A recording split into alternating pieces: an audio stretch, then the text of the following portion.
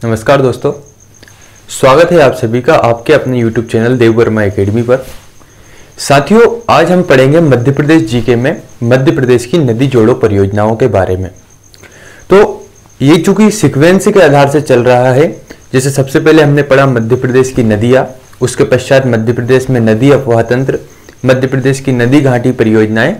तो आप सबसे पहले मध्य प्रदेश की नदियों के बारे में पढ़िए, उसके पश्चात यहाँ का नदी अफवाह तंत्र देखिए, उसके पश्चात यहाँ पर कौन कौन सी नदी घाटी परियोजनाएं हैं, तत्पश्चात आप मध्य प्रदेश की नदी घाटी या नदी जोड़ो परियोजनाओं को पढ़िए, ताकि आपको आसानी से समझ आ सके कि नदी जोड़ो परियोजनाएं होती क्या है। तो नदी जोड़ो परियोजना सबसे पहले समझते हैं कि इन्हें कहते क्या क्यों है। तो होता क्या है कि दो नदियों या जो बड़े जलाशय होते हैं इनको आपस में जोड़ा जाता है, और इसके जोड़ने के पीछे जो उद्देश्य रहता है वह रहता है बाढ़ एवं सूखे की जो समस्या है इससे निपटा जा सके। अब देखिए, मान लीजिए एक नदी है जिसमें अधिकतम या अधिकांशतः बाढ़ आती रहती है, किसी ऐसे क्षेत्र में वह नदी प्रवाहित होती है जहां पर बाढ़ आने की संभावना अधिक होती है। तो अगर ऐसी नदी को ऐसी नदी से जोड़ा जा सके जिसमें कि पानी की कमी हो, तो वहां पर ये दोनों नदियां आपस में बाढ़ एवं सूखे की समस्या से यहाँ पर निपटारा हो सकता है, समस्या का समाधान हो सकता है। जैसे मान लीजिए जिस नदी में पानी की अधिक मात्रा है या एक दूसरी नदी है जिसमें पानी की कम मात्रा है, तो अधिक मात्रा वाली नदी को कम मात्रा वाली नदी या कम जल की मात्रा वाली नदी से जब जोड़ दिया जाता है, तो जहां पर कम जल की मात्रा है वहां पर जल की आपूर्ति उस अधिक जल वाली नदी से कर देने से दोनों क्षेत्रों में यहाँ पर पर्याप्त पानी की स्थिति हो जाएगी, जिससे बाढ़ की समस्या से निपटा जा सकेगा। दूसरी बात, वहां पर जहां दूसरे क्षेत्र में पानी की कमी थी वहां पर भी सूखे की समस्या से निपटारा हो सकेगा। तो इसलिए नदी जोड़ो परियोजनाओं को यहाँ पर क्रियान्वित किया गया, निर्मित किया गया।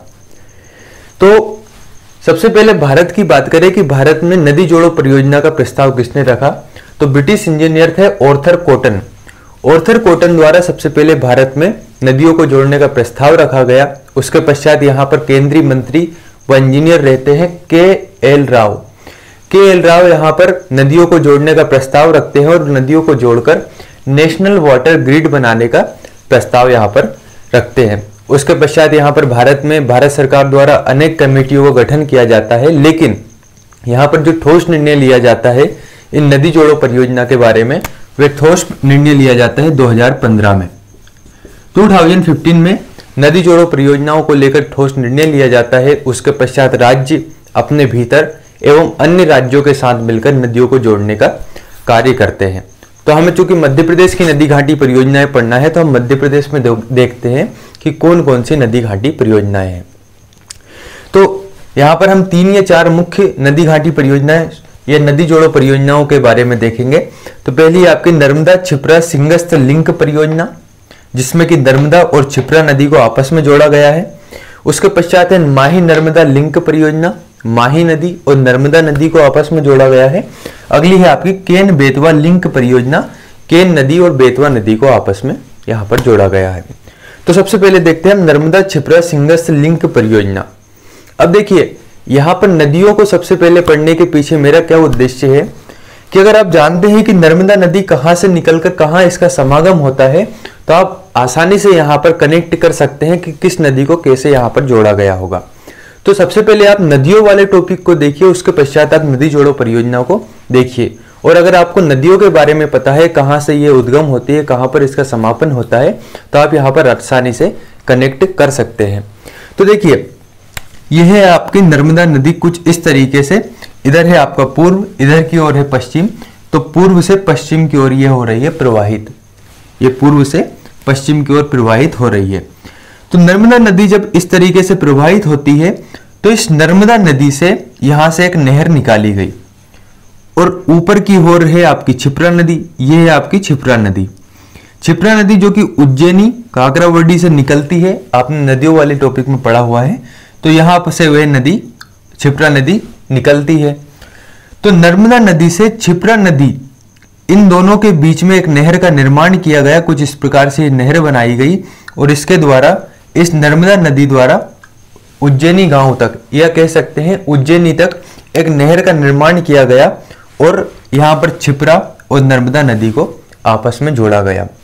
जिसे कहा गया नर्मदा क्षिप्रा सिंगस्थ लिंक परियोजना, अर्थात नर्मदा और क्षिप्रा नदी को आपस में जोड़ा गया। और इस तरीके से यहाँ पर है आपका ओमकारेश्वर बांध, इस ओमकारेश्वर बांध से यहाँ से जल छोड़ा गया और यह क्षिप्रा नदी में जल की पूर्ति करता है और क्षिप्रा नदी के संपूर्ण जहां तक ये प्रवाहित होती है उसमें इस नदी का जल जाता है। तो नर्मदा और क्षिप्रा नदी को आपस में जोड़कर नर्मदा क्षिप्रा सिंगस्थ लिंक परियोजना का निर्माण किया गया। यह है आपकी क्षिप्रा नदी, यहाँ पर है आपकी नर्मदा नदी, कुछ इस तरीके से इसे आपस में जोड़ा गया। तो इसका जो प्रारंभ होता है, इसको जोड़ने का कार्य वह होता है 21 नवंबर 2012 को यहाँ पर निर्माण कार्य शुरू होता है। और ये जो परियोजना है, यह जो नदी जोड़ो परियोजना है नर्मदा और क्षिप्रा, ये 2014 में बनकर पूर्ण होती है। लगभग 14 महीने के समय में नर्मदा क्षिप्रा सिंगस्थ लिंक परियोजना बनकर कंप्लीट होती है। इसके पश्चात इसका लोकार्पण श्री लालकृष्ण आडवाणी द्वारा होता है। श्री लालकृष्ण आडवाणी जी इसका लोकार्पण करते हैं। और प्रदेश की जो नदियां हैं, इन प्रदेश की नदियों पर आधारित यह प्रथम नदी जोड़ो परियोजना है। अगर क्वेश्चन बनता है कि प्रदेश की नदियों पर आधारित या मध्य प्रदेश की नदियों पर आधारित प्रथम नदी जोड़ो परियोजना कौन सी है, तो वह आपकी नर्मदा क्षिप्रा सिंगस्थ लिंक परियोजना, जिसमें कि नर्मदा और क्षिप्रा नदी को आपस में जोड़ा गया है। ये जो परियोजना है, इस परियोजना से लगभग 16 लाख एकड़ क्षेत्र में सिंचाई होती है। और सिंचाई जो होती है वह होती है, यहाँ से आप जानते हैं, इंदौर में काकरावड़ी जो पहाड़ी है वहां से उज्जैनी गांव से निकलती है। तो उज्जैनी गांव से निकलती है आपकी क्षिप्रा नदी। तो यहाँ पर इंदौर, देवास, उज्जैन, इन क्षेत्रों में इसके द्वारा सिंचाई होती है। यहाँ पर ये क्षेत्र लाभान्वित होते हैं। तो ये हो गई आपकी नर्मदा क्षिप्रा सिंगस्थ लिंक परियोजना।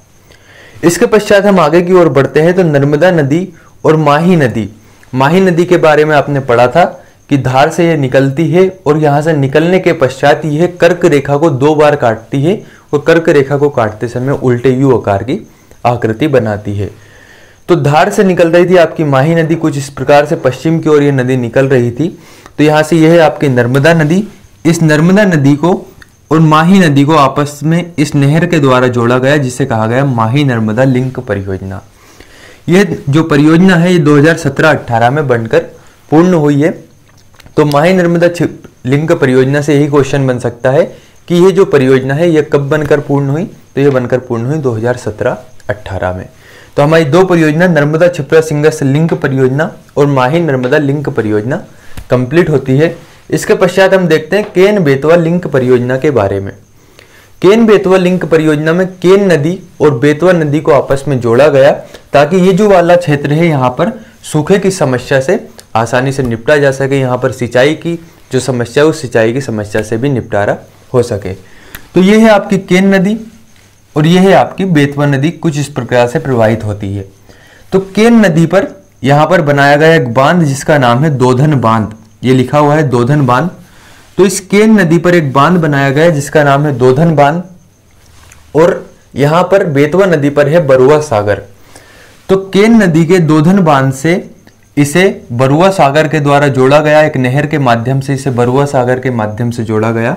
तो केन नदी पर बना है दोधन बांध, दोधन बांध को जोड़ा गया बरुआ सागर से जो कि है बेतवा नदी पर। और इस तरीके से जब इन दोनों को जोड़ दिया गया तो इसे कहा गया केन बेतवा लिंक परियोजना, अर्थात केन नदी और बेतवा नदी को आपस में जोड़ा गया जिसके कारण कह दिया केन बेतवा लिंक परियोजना। ये जो केन बेतवा लिंक परियोजना है ये पन्ना राष्ट्रीय उद्यान से गुजरेगी। इसके पश्चात हमारा मध्य प्रदेश में वन वाला टॉपिक रहेगा, उसके पश्चात उसी में राष्ट्रीय उद्यान को हम देखेंगे, वन्य जीव अभ्यारण्य के बारे में पढ़ेंगे। तो राष्ट्रीय उद्यान में आप देखेंगे कि मध्य प्रदेश के कौन कौन से राष्ट्रीय उद्यान हैं। उन्हीं राष्ट्रीय उद्यानों में से एक है आपका पन्ना राष्ट्रीय उद्यान। उस पन्ना राष्ट्रीय उद्यान से ये जो आपकी नदी है या कह सकते हैं परियोजना है केन बेतवा लिंक परियोजना, ये पन्ना राष्ट्रीय उद्यान से गुजरेगी। और इस परियोजना को 25 अगस्त 2005 को मंजूरी मिली है।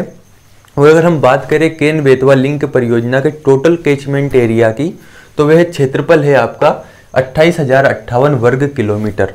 इसमें मध्य प्रदेश और उत्तर प्रदेश दोनों क्षेत्रों में यहाँ पर ये वाली परियोजना है, तो जिसके कारण दोनों क्षेत्रों को मिलाकर 28,058 वर्ग किलोमीटर हेक्टेयर क्षेत्र यहाँ पर आता है। इस प्रकार से मध्य प्रदेश की नदी जोड़ो परियोजनाएं कंप्लीट होती है। क्वेश्चन इस प्रकार से बन सकता है कि नर्मदा क्षिप्रा सिंगस्थ लिंक परियोजना का प्रारंभ कब हुआ, तो 21 नवंबर 2012। लोकार्पण किसके द्वारा किया गया? श्री लालकृष्ण आडवाणी द्वारा। मध्य प्रदेश की नदियों पर आधारित पहली नदी जोड़ो परियोजना नर्मदा शिप्रा सिंगस्त लिंक परियोजना। माही नर्मदा लिंक परियोजना कब पूर्ण हुई? 2017-18 में। केन नदी पर कौन सा बांध है? तो वह है आपका दोधन बांध, जिसे किस पर जोड़ा गया है? तो बरुआ सागर, जो कि ये बेतवा नदी पर। ये कौन से राष्ट्रीय उद्यान से होकर गुजरेगी? तो वह आपका पन्ना राष्ट्रीय उद्यान। इस प्रकार से यहाँ से क्वेश्चन बन सकते हैं। भारत में पहले नदी जोड़ो परियोजना का प्रस्ताव किसने रखा? तो ऑर्थर कॉटन ने। और अगर कह सकते हैं कि इसके अलावा तो वह है आपके KL राव। तो नदी जोड़ो परियोजनाएं कंप्लीट होती है। अगला टॉपिक जो भी रहेगा उसको हम देखेंगे अगले वीडियो में। आप इसके क्वेश्चन हल कीजिए ताकि आपको आसानी से यहाँ से क्वेश्चन किस प्रकार से बनते हैं वो समझ में आ सके। धन्यवाद।